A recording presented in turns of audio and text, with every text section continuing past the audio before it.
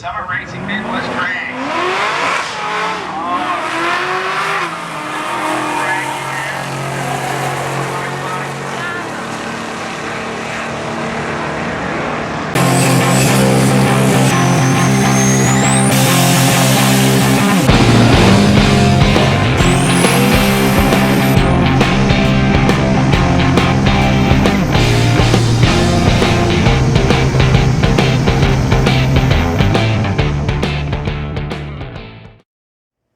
Before we start our video, I just wanted to say a huge thanks to all the fans that came out to the Midwest Drags throughout the week. Honestly, my dad, mom, and I all felt like celebrities throughout the week. There was so many people that came up and said hi to us, and we had a really great time meeting all of you. That being said, if you missed us at Midwest Drags, we will be racing this weekend at the Race for the House held at Maple Grove Raceway on June 18th. We'd be happy to meet some more of you. So, we'll see you then. It's for a great cause, guys. Please try to make it if you can.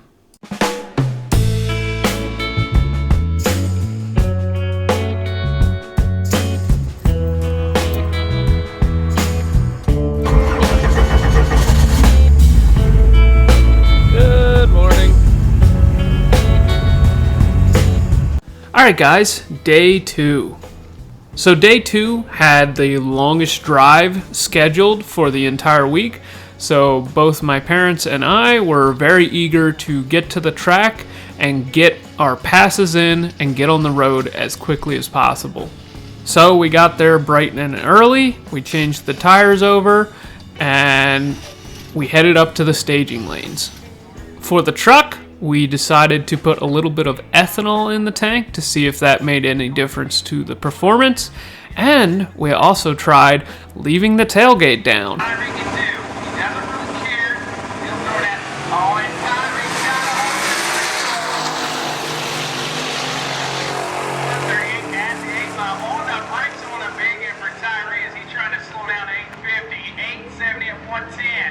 As you can see, it actually picked up a little bit.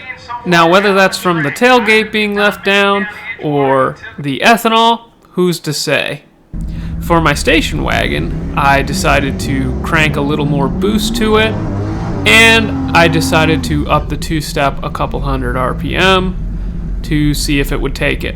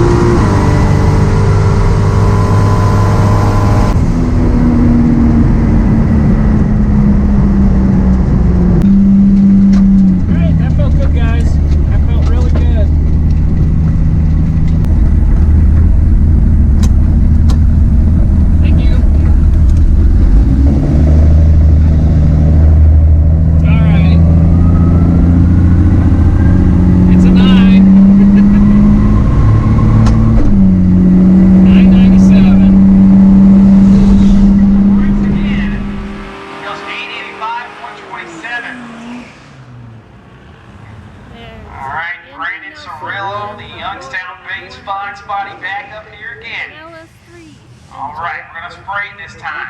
The no prep racer decided to do a little drag and drive us here with the Summer Racing Midwest Drag.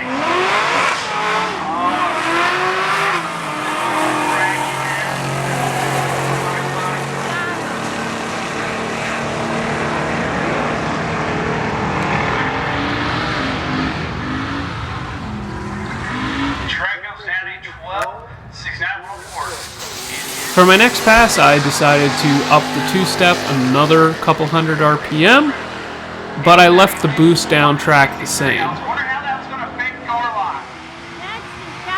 They got this track prepped super tight. Garlock on the slicks, trying to get some wheel speed. You can see the tire chatter down there from the slick tire car. 1981 Ford Fairmont station wagon. Woohoo!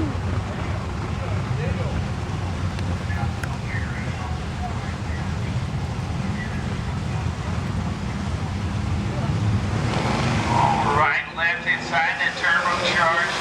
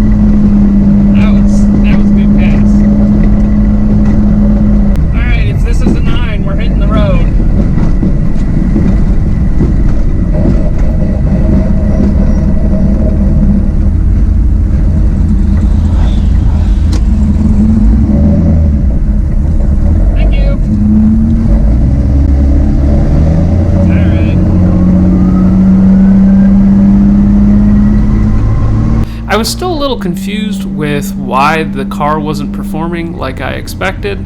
For 22 pounds of boost, I would have expected it to cut a little bit better ET, but now was not the time to figure that out. But either way, it was time to get the tires changed back over and get on the road.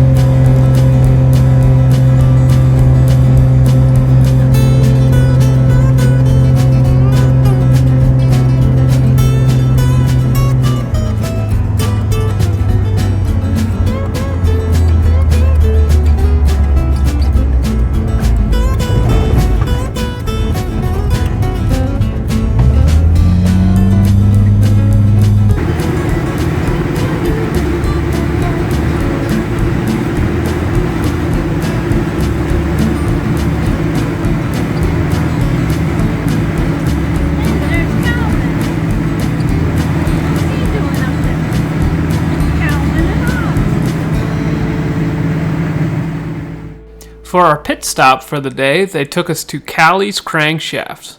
It was really cool to see the inner workings of how a crankshaft gets made.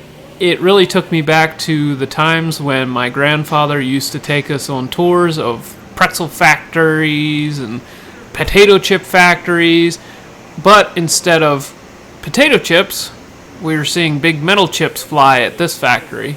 Also, Callie's makes connecting rods and camshafts, which I had no idea about. And don't worry, I talked to them about making 4200 parts. They said they weren't taking any new custom projects on at this given time. So, after that, it was time to hit the road again. After day 2, the exhaustion was starting to set in. It was a pretty uneventful day, but we got to see some pretty neat things, and we were headed in the right direction on both cars. An uneventful day is definitely nothing to complain about, especially on a drag and drive. So that's where we're going to end this off. Make sure that you like and subscribe, and we'll see you in the next one.